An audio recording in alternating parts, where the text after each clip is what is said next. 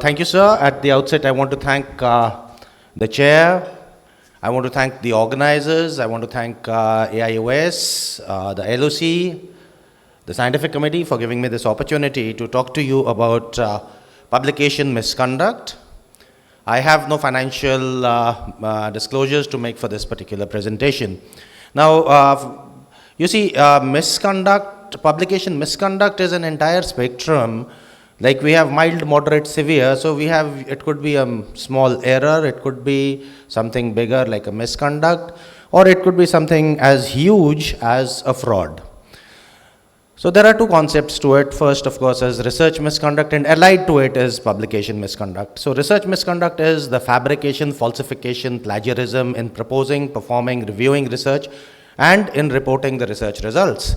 It does not include any honest difference of opinion, or and whenever we are talking of research ethics and publication ethics, there are several organizations that are talked of. The first amongst, the more foremost amongst them happens to be the COPE, or the Committee on Publication Ethics, which was a body which came up in 1997 in the United Kingdom. And now it has about 14,000 members across the world, has a paid membership, and it was started by Michael Farthing way back at the turn of the millennium, and now Dan Culp is running it. It has given us different guidelines and codes which are used very widely. In addition to it, there are other organizations which are working in this field.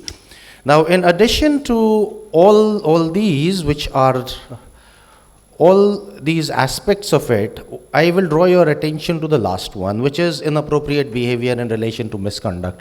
Now, that includes misconduct. If you one is you've done the misconduct, and second is you've become aware of it, you know of the misconduct, and you don't react to it. Even that is misconduct. That is in scientific terms. And when you add redundant and duplicate publication to it, the lack of declaration of competing results, and the failure of transparency, then that completes the gamut of publication misconducts. So what are broadly the different types of misconducts? We'll just go into it very shortly. Briefly, plagiarism is, you use other people's material, and that is, that could be their ideas, their processes, the results, not exactly in their own words, but you've misappropriated them, and you've not given them any credit for it being theirs. It could even be your own writing and, copying from one into another article, or it could be self-plagiarism where your own published work you've copied from there, and in your subsequent publications you've used that. Then of course we have mosaic and accidental plagiarism, which is where we end up quoting it without putting it in those quotation marks, and or we forget to put the citations, or we miscite. That means we say something which the author has not actually said. Then we come to fabrication. Fabrication is, you've done nothing, you just create results out of thin air using figments of imagination.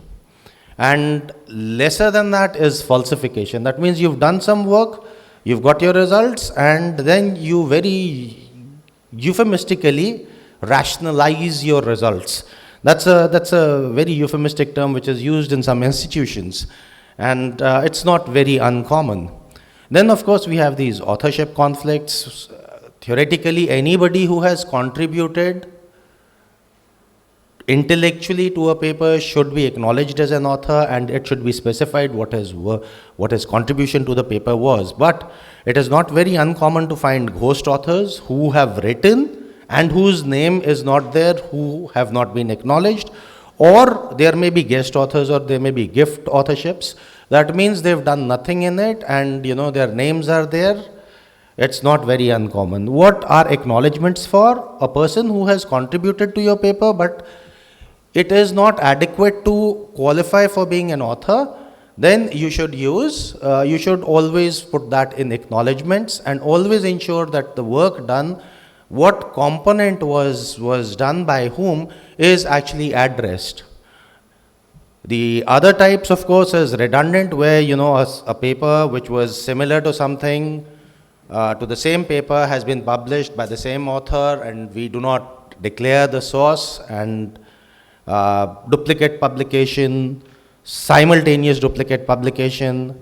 Then, of course, we have salami slicing to enhance the number of publications, where, you know, you divide the data sets and put it in different papers. Imalas is the opposite of it, where already published manuscript is taken, and from you add more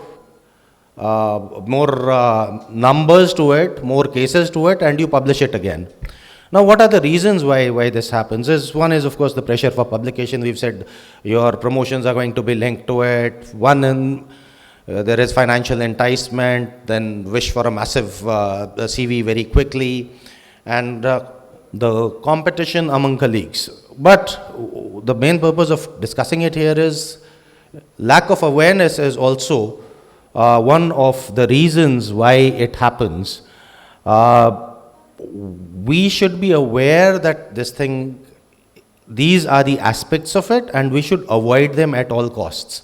Why should we avoid them is because there are direct costs to the researcher and there are indirect costs to the society. So, of course, you can see on this side you can see that these are the direct costs to the researcher. Happens sometimes doesn't happen. Your academic achievement may be taken away, there may be loss of fund, time, reputation. But indirectly, what it does is, it destroys the interests, the trust that the people have, that the public has on research that is done. I won't go into the details of it, but there have been 2 or 3 major studies where